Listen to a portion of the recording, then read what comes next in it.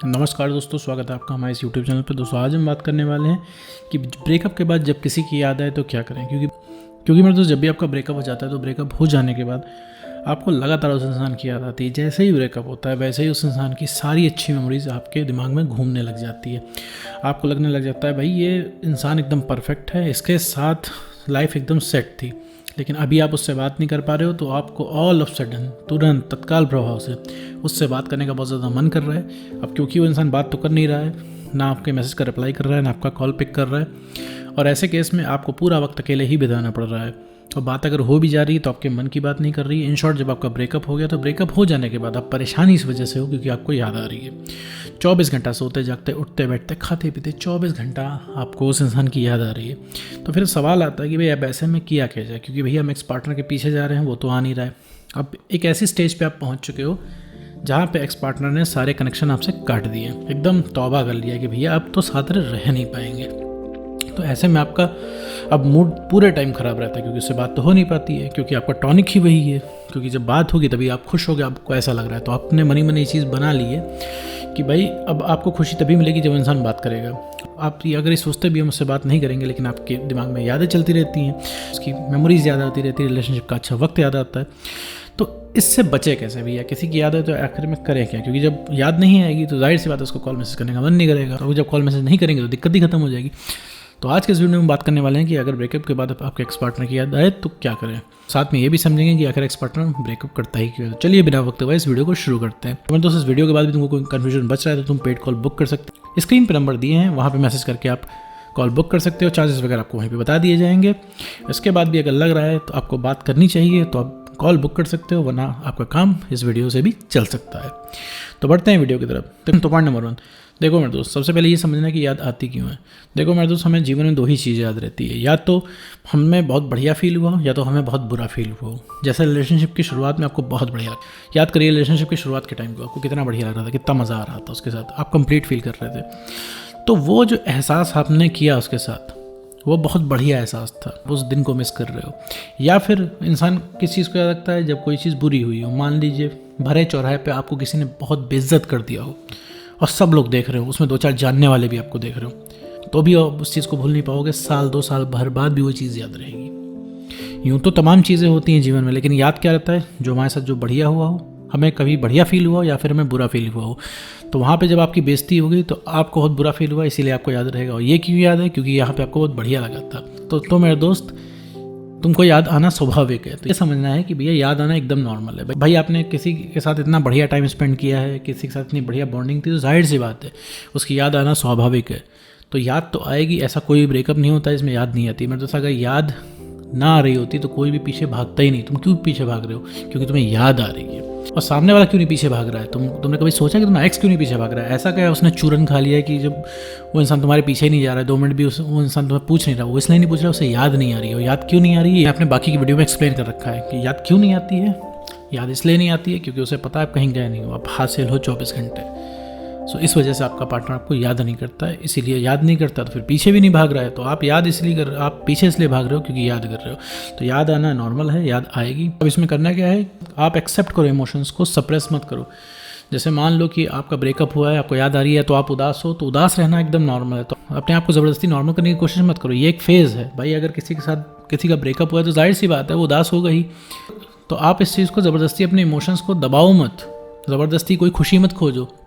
ये एक temporary phase है कि आप उदास हो, एक टेम्पररी फेज़ है, ये निकल जाएगा। लेकिन अगर आप इस चीज़ के लिए कोई टेम्पररी रिलीफ खोजोगे, तुम सोचोगे किसी रिलेशनशिप में आ जाए, उससे बात कर लें, या फिर अपने एक्स पार्टनर से रिक्वेस्ट कर लें कि भैया ऐसा करो कि तुम हमसे 5 मिनट ही बात कर लिया करो, या फिर हमारे साथ फ्रेंडशिप रख लो, तो ये सारी चीज़ें नहीं करनी है।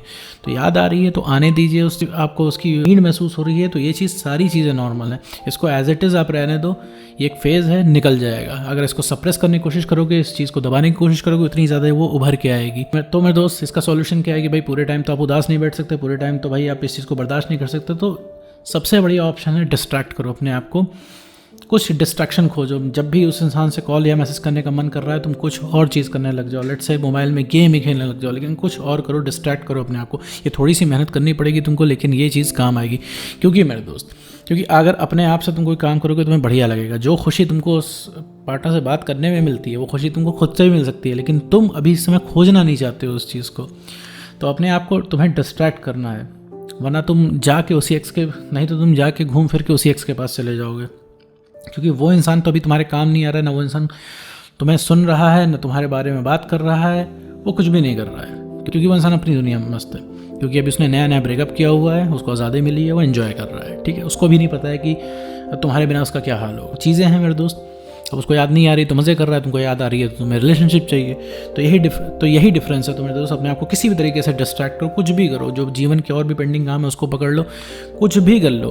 अब इतना समझो कि जब भी तुम्हें उस इंसान की याद आ रही है, लग रहा है कि अब बहुत बात करने का मन कर रहा है, तो समझ लो कि अभी इस समय बात करने के लिए तुम रेडी नहीं हो। क्योंकि मेरे दोस्त, अभी अब तुम बात करोगे तो सिर्फ चीज़ें ख़राब होंगी। उस इंसान को कॉल करोगे, कॉल उठेगा नहीं। उठ भी गया मेरे दोस्त तो वो इंसान इधर उधर की बातें करेगा, तुम्हारे मन की बातें करेगा नहीं। वो तुमसे मूव ऑन करने के लिए बोलेगा, तुमसे नॉर्मल रहने के लिए बोलेगा, और एकदम ठंडा रिप्लाई करेगा, जिससे तुम्हारा मूड ख़राब हो जाएगा। तुम परेशान थे उसको कॉल करने के लिए, बात करने के लिए, कॉल करके तुम्हारी परेशानी 10 गुना बढ़ जाएगी। उससे बात करके तुम्हारी परेशानी 10 गुना बढ़ जाएगी, कोई परेशानी कम नहीं होगी। तो उस इंसान को कॉल मैसेज नहीं करना है, अपने आप को डिस्ट्रैक्ट करना है।